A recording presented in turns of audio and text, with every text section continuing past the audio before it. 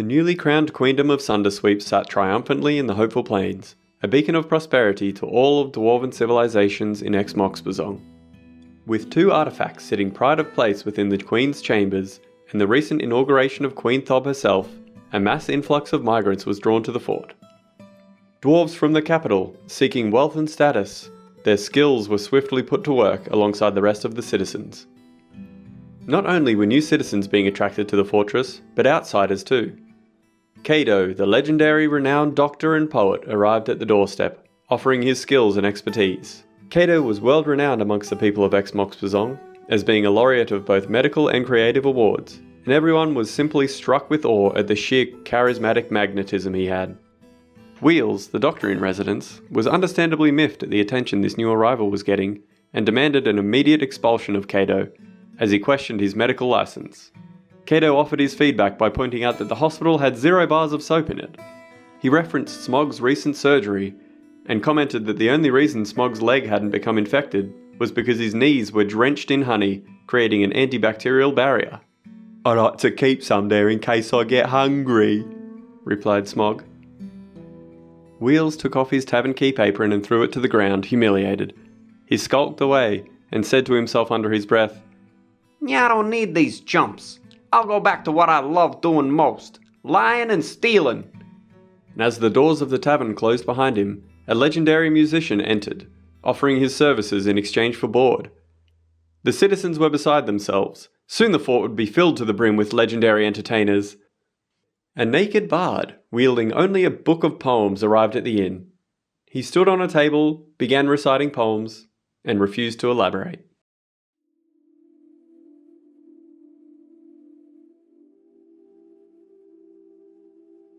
Being pragmatic as ever, Yames noticed that with the latest addition of migrants, legendary doctors, musicians, and a naked guy, the fortress's population had doubled in the last 6 months. He surmised that these arrivals were moving closer to the Queen and her coveted artifacts, and thought more would inevitably arrive soon. Watching the food and drink supplies dwindle, and concerned that the fortress would be understocked if more new cohorts arrived, he sought out the advice of Queen Thob. I see.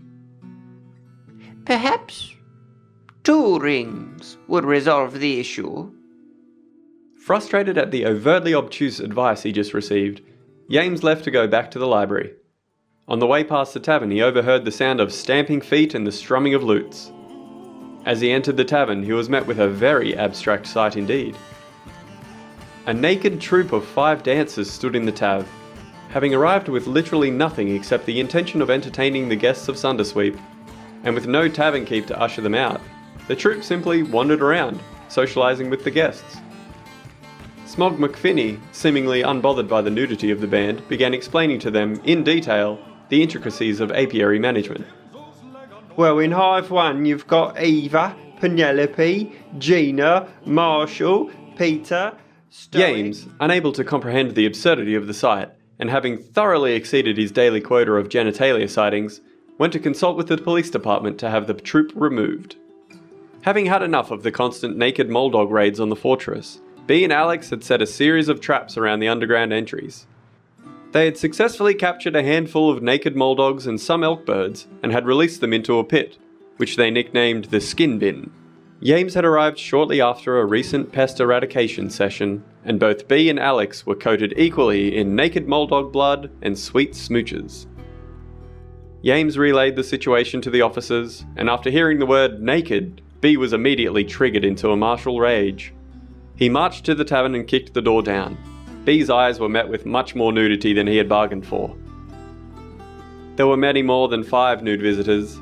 The tavern was absolutely swarmed with naked entertainers.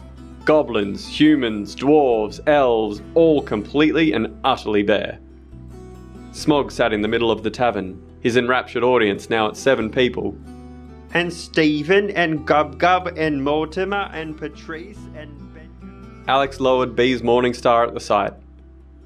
B, these ain't troublemakers. They're refugees. A sea of refugees, having nothing, not even the clothes on their own backs, had arrived at the doors of Sundersweep, willing to dance and sing in exchange for a home.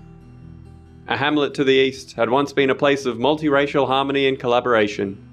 People of all races, creeds and professions had lived together in a bustling village, sharing ideas and creating a hub of culture, dance and song. Until recently, when several armies of goblins from the nearby pits had begun raiding the hamlet, killing and looting everything they could. Who would discriminately murder poets just for existing? Cried one of the dancers. Alex was filled with a new resolve to restore justice, not with a hammer to the face, but with a hammer to a system of corrupt power. He rushed to the Queen's chambers, desperate for any guidance and aid that she could offer this cause. 3 rings. Exasperated, Alex Buchanan took matters into his own hands. Picking up Smog and thrusting the discarded apron into his hands, he put him to work as the new tavern keep, handing out freshly brewed mead to their new visitors. Hex dug out several rooms to house the refugees and constructed looms and clothiers' workshops to begin mass clothing production. When Yames wasn't in the library, reading everything he could about foreign civilizations, he was in the blacksmiths, forging weapons and armor for B's newly formed militia. As if inspired by the sudden collective push towards good, Lockie's mind became fixated on an idea. A creation so perfect in design, as if gifted by the gods, that it could become Sundersweep's next great artifact. No, I must remain humble. Lockie clutched at his BCF fishing shirt as he entered an eternal tug of war, competing urges to lead a simple life and to complete his divine order. In the midst of his internal struggle, Lockie made eye contact with Godin Square Canyons, a dwarven child who had come with the last wave of migrants. The child simply gazed back and spoke. Do not deny your destiny, Mr. McCumbleson. Before Lockie could respond, the child backed out of the hut, closing the door behind him. Unsure of who the hell that kid was, and no longer being able to resist the divine order any longer, Lockie seized control of a carpenter's workshop. As if puppeteered by a higher power, he worked the wood until he finally stepped back to admire his work.